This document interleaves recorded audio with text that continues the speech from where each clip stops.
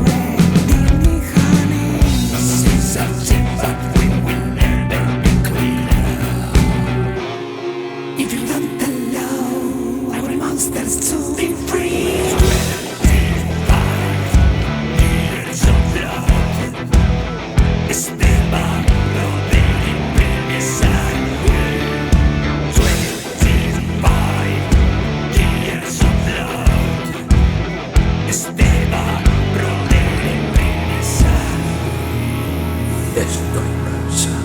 ¿Qué sentido tiene seguir con todo esto? Los monstruos acechan ahí fuera. Mis propias creaciones, mis propios demonios intentan devorarme. Y ya no podré resistir mucho más tiempo.